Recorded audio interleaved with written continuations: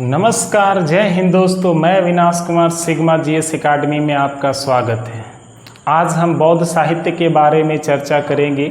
बौद्ध साहित्य से संबंधित कौन कौन से ग्रंथ आते हैं इसकी चर्चा हम लोग करेंगे।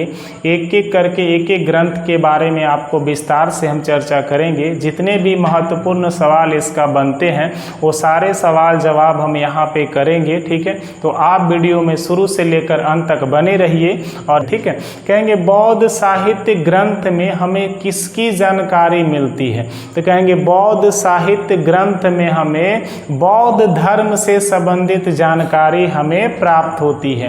बौद्ध साहित्य जितने भी है वो बौद्ध साहित्य किस भाषा में लिखी गई है, तो ये भी याद रखना। अगर आपसे भाषा पूछेगा तो भाषा कहोगे आप पाली, है ना। पाली बौद्ध साहित्य जो है अधिकतर पाली भाषाओं में लिखी गई है, ठीक है। तो पहला प्रश्न आपको ये याद रखना, ठीक है। दूसरी अगर हम बात करें तो अगर आपसे कहेगा कि बताइए, ठीक है, बौद्धों का सबसे पवित्र ग्रंथ कौन सा है, ठीक है। बौद्ध का सबसे पवित्र ग्रंथ है दोस्तों जिसका नाम जातक है, ठीक है। बौद्धों का सबसे पवित्र ग्रंथ का नाम क्या है, जातक है, ठीक है। और बौद्ध का सबसे महत्वपूर्ण ग्रंथ कहेगा कौन सा है, तो बौद्ध का सबसे महत्वपूर्ण ग्रंथ है जिसको हम लोग कहते हैं त्रिपिटक, है ना। त्रिपिटक में बौद्ध धर्म की संपूर्ण जानकारियों का विवरण है ना। बौद्ध धर्म से संबंधित जितनी शिक्षाओं की संपूर्ण जानकारी है वो आपको त्रिपिटक ग्रंथ से प्राप्त होती है। और इस त्रिपिटक ग्रंथ का 3 भाग है दोस्तों। एक को हम लोग कहते हैं विनय पिटक, एक दूसरे को कहते हैं सूत पिटक और तीसरे को कहते हैं अधिधम्म पिटक, ठीक है। तो ये आपका 3 पिटक हो गया। एक का नाम हो गया सूत पिटक, एक का नाम हो गया विनय पिटक और एक का नाम हो गया अधिधम्म पिटक, है ना। तो त्रिपिटक के 3 भाग है, विनय पिटक, सूत पिटक और अधिधम्म पिटक। अगर बात करें कि विनय पिटक की रचना किसके द्वारा किया गया, तो विनय पिटक की रचना उपाली के द्वारा किया गया था। सूत पिटक की रचना किसके द्वारा किया गया, तो सूत पिटक की रचना आनंद के द्वारा किया गया। और अधिधम्म पिटक की बात करें तो है ना, इसको हम लोग याद रखते हैं मौगली तिस्य के द्वारा किया गया था ना। तो मौगली तिस्य के द्वारा जो है आपको अधिधम्म पिटक की रचना की गई थी, है ना।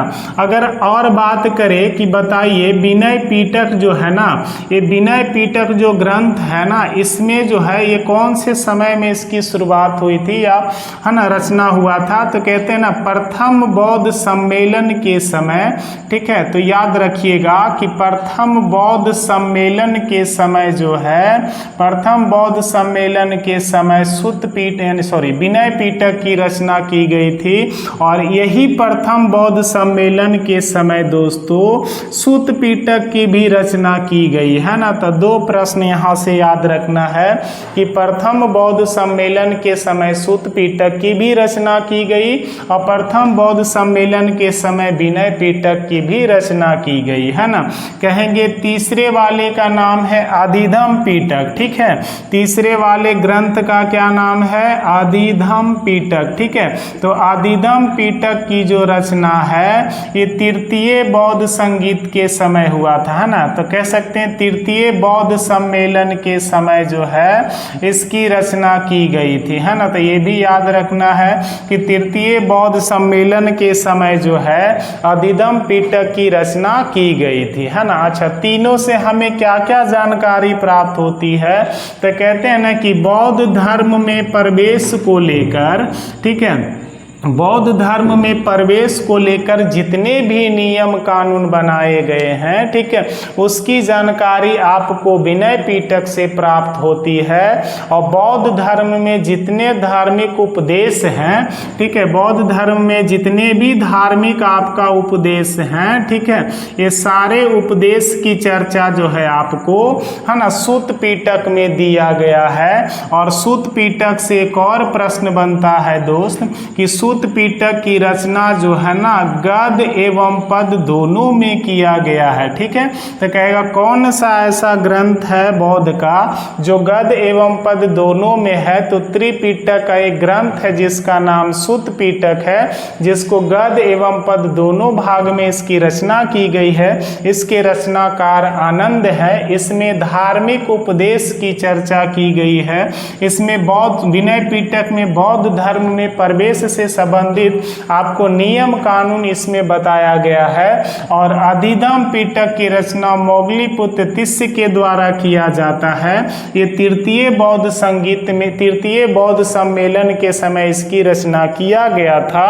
इसमें जो है ना बौद्ध दार्शनिक की चर्चा की गई है ना, तो बौद्ध दार्शनिक से संबंधित बातों की चर्चा जो है अधिगम पिटक में किया गया है। ठीक है, चलिए इसी में से एक और बात करें कि इसी पिटक की एक और रचना है दोस्तों, जिसे हम लोग अंगुत्तर निकाय कहते हैं ना। पिटक का एक निकाय है। ठीक है, तो याद रखना है पिटक का एक निकाय है, पिटक का एक निकाय है जिसे हम लोग अंगुत्तर निकाय कहते हैं। क्या कहेंगे? अंगुत्तर निकाय कहते हैं। तो अंगुत्तर निकाय से हमें क्या जानकारी मिलती है? तो कहते हैं अंगुत्तर निकाय से हमें 16 महाजन पदों की जानकारी मिलती है ना। 16 महाजन पदों की जानकारी आपको किस बौद्ध साहित्य ग्रंथ से प्राप्त होती है? तो कहते हैं 16 महाजन पदों की जानकारी हमें अंगुत्तर निकाय जो है उससे हमें प्राप्त होती है। और ये पिटक का एक निकाय है जिसे अंगुत्तर निकाय कहते हैं, जिसमें 16 महाजन पदों की जानकारी प्राप्त होती है। ठीक है, आइए 2 ग्रंथ हम लोग देखें। अगले ग्रंथ का नाम है दीपवंश और महावंश। ठीक है, तो कहते हैं ना दीपवंश और महावंश जो ग्रंथ है बौद्ध का, एक ग्रंथ का नाम दीपवंश है और एक ग्रंथ का नाम महावंश है। ठीक है, तो कहते हैं दीपवंश और महावंश ये 2 पाली भाषाओं में लिखा गया ग्रंथ है, जिसमें मौर्यकालीन इतिहास की संपूर्ण जानकारी प्राप्त होती है। ठीक है, तो कहेगा मौर्यकालीन इतिहास की जानकारी आपको है ना, मौर्यकालीन इतिहास की जानकारी आपको किस ग्रंथ से प्राप्त होती है? तो मौर्यकालीन इतिहास की जानकारी आपको खास करके बौद्ध धर्म का दीपवंश और महावंश जो है ग्रंथ से प्राप्त होती है। ठीक है, अच्छा अगला एक और ग्रंथ की चर्चा करें जिसका नाम ललित विस्तार है। ठीक है, तो एक और ग्रंथ है दोस्तों जिसका नाम ललित विस्तार है। ठीक है, तो कहते हैं ना कि ललित विस्तार ग्रंथ के बारे में क्या कहा जाता है? तो ललित विस्तार ग्रंथ की जो रचना है दोस्तों, तो ललित विस्तार ग्रंथ की रचना जो है नेपाल में हुई थी। ठीक है, तो ये प्रश्न आपको याद रखना है कि बौद्ध साहित्य की कौन सी ऐसी ग्रंथ है जिसकी रचना नेपाल में हुई थी? तो बौद्ध साहित्य का एक ग्रंथ है जिसका नाम ललित विस्तार है, जिसकी रचना नेपाल में की गई थी, है ना। अच्छा, ये ललित विस्तार और एक और ग्रंथ है जिसका नाम है दिव्यवादन। ठीक है, तो ये दिव्यवादन जो एक ग्रंथ है दोस्तों, ये भी बौद्ध साहित्य का ग्रंथ है। तो ललित विस्तार और दिव्यवादन जो ग्रंथ है ये खास करके कौन से संप्रदाय का से संबंधित है? यानी बौद्ध धर्म में 2 संप्रदाय थे, एक का नाम महायान और दूसरे का नाम हीनयान, है ना। यानी हीनयान महायान जो है ये 2 संप्रदाय जो बौद्ध धर्म में हुए, तो कहते हैं ये दो संप्रदाय का विभाजन जो है दोस्तों ये चतुर्थ बौद्ध संगीति के समय, है ना, चतुर्थ बौद्ध संगीति के समय जो हुआ, यानी कह सकते हैं चतुर्थ बौद्ध सम्मेलन के समय जो है बौद्ध धर्म 2 भागों में बढ़ जाता है। एक को हम लोग हीनयान कहते हैं और दूसरे को महायान कहते हैं। ठीक है, तो कहेगा महायान से संबंधित ग्रंथ कौन सा है? तो महायान से संबंधित ग्रंथ है जिसका नाम ललित विस्तार और दिव्यवादन है, जो महायान संप्रदाय से संबंधित ग्रंथ है जिसकी रचना नेपाल में हुई थी। ठीक है, आगे अगर हम बात करें, एक ग्रंथ है यहाँ पे दोस्तों जिसका नाम कथा वस्तु है, ठीक है।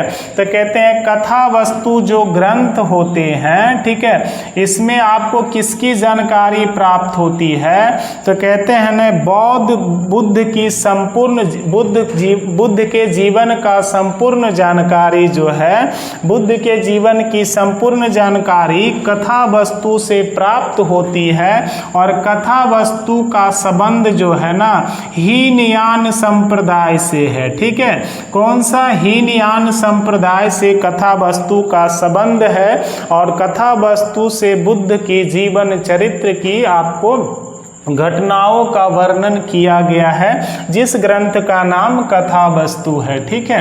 अच्छा, हीनयान और महायान की अगर हम बात करें तो महायान कहेगा ना कि बुद्ध की पहली मूर्ति का निर्माण किसके द्वारा किया गया था, हीनयान संप्रदाय या महायान? कहेगा कौन ये दोनों में से ऐसे संप्रदाय हैं जो बौद्ध धर्म की मूर्ति पूजा का समर्थन करते हैं? तो कहते हैं बुद्ध की पहली प्रतिमा बना महायान वालों ने बुद्ध की पहली प्रतिमा बनाई थी और उसी समय से उस प्रतिमा को पूजा करने की परंपरा शुरू से चलते आ रहा है। तो पूछेगा ये कौन से संप्रदाय से संबंधित है?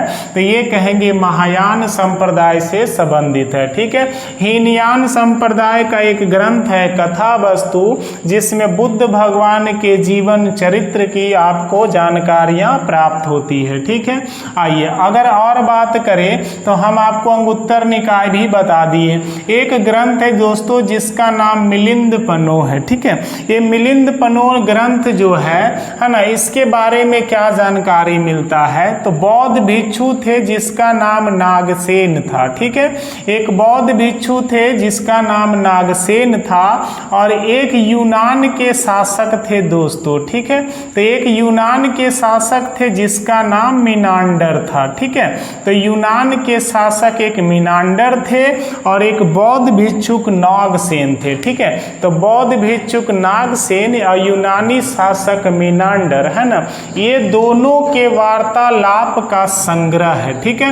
कहेगा मिनांडर और नागसेन के वार्तालाप का संग्रह है, ठीक है, वार्तालाप का संग्रह है, जिसे हम लोग कहते हैं मिलिंदपनो। मतलब कि मिनांडर के द्वारा पूछे गए प्रश्न का उत्तर नागसेन के द्वारा दी गई, ये दोनों का प्रश्न उत्तर का एक पुस्तक संग्रह है जिसे हम लोग मिलिंदपनो के नाम से जानते हैं, ठीक है। तो बौद्ध साहित्य से संबंधित आपको जितनी भी जानकारी है वो हम आपको प्रोवाइड करवा दिए, है ना। बौद्धों का सबसे पवित्र ग्रंथ का नाम जातक है। बौद्ध धर्म का सबसे महत्वपूर्ण ग्रंथ है जिसका नाम त्रिपिटक है। त्रिपिटक का 3 भाग है, विनय पिटक, सूत पिटक और अधिदम पिटक। विनय पिटक की रचना उपाली के द्वारा, सूत पिटक की रचना आनंद के द्वारा और अधिदम पिटक की रचना मोगलीपुत्र तिस्य के द्वारा किया गया था ना। विनय पिटक और सूत पिटक जो है प्रथम बौद्ध सम्मेलन के समय हुआ था और अधिदम पिटक जो है वो तृतीय बौद्ध सम्मेलन के समय इसकी रचना की गई थी। अगर बौद्ध धर्म में प्रवेश करते हैं तो प्रवेश से संबंधित जो भी नियम कानून की जानकारी आपको है वो आपको विनय पिटक से प्राप्त होता है। और बौद्ध धर्म में धार्मिक उपदेश की जो जानकारी है आपको वो सूत पिटक से प्राप्त होता है। लेकिन यहाँ पर एक प्रश्न और याद रखना, ये गद्य एवं पद दोनों में लिखी गई ग्रंथ है, ठीक है। अगर अधिदम पिटक की बात करें तो इसमें दार्शनिक घटनाओं की चर्चा जो है अधिदम पिटक में किया गया है और इसी पिटक का एक निकाय है दोस्तों, त्रिपिटक का एक निकाय है जिसे अंगुत्तर निकाय कहते हैं। इसी अंगुत्तर निकाय में 16 महाजन पदों की जानकारी आपको प्राप्त होती है, ठीक है।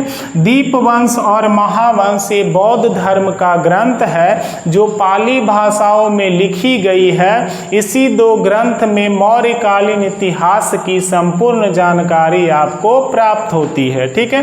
कहते हैं ना कि जब ठीक है एक ललित विस्तार और दिव्य वादन, ये दो ऐसे ग्रंथ है, ठीक है, ललित विस्तार और दिव्य वादन जो महायान संप्रदाय से संबंधित ग्रंथ है। ये बौद्ध धर्म का ही संप्रदाय है जिसे हीनयान और महायान कहते हैं। चतुर्थ बौद्ध संगीति के समय बौद्ध धर्म दो भागों में बटा था, एक को हीनयान और दूसरे को महायान कहते हैं। एक मूर्ति पूजा का समर्थन करते हैं तो दूसरे मूर्ति पूजा का समर्थन नहीं करते हैं ना। तो महायान शाखे वाले पहले लोग थे जो बुद्ध भगवान की मूर्ति का निर्माण कराकर ईश्वर के रूप में पूजने की परंपरा यहीं से शुरू करते हैं, है ना। इसी का एक ग्रंथ है ललित विस्तार और दूसरे का नाम दिव्य वादन है। ललित विस्तार ग्रंथ की रचना नेपाल में हुई थी, ये बात आपको याद रखना। हीनयान संप्रदाय की एक ग्रंथ है जिसका नाम कथा वस्तु है, जिसमें बुद्ध भगवान के जीवन चरित्र की सारी घटनाएं इसी ग्रंथ से आपको प्राप्त होती है, ठीक है। अच्छा, आगे अगर हम बात करें तो नागसेन और मीनांडर के प्रश्न और उत्तर का जो संग्रह है, जिस पुस्तक को हम लोग मिलिंद पन्नोह कहते हैं, तो उम्मीद करते हैं कि आपको ये वीडियो पसंद आया होगा, ठीक है। फिर मिलते हैं अगले नेक्स्ट वीडियो में, तब तक के लिए धन्यवाद।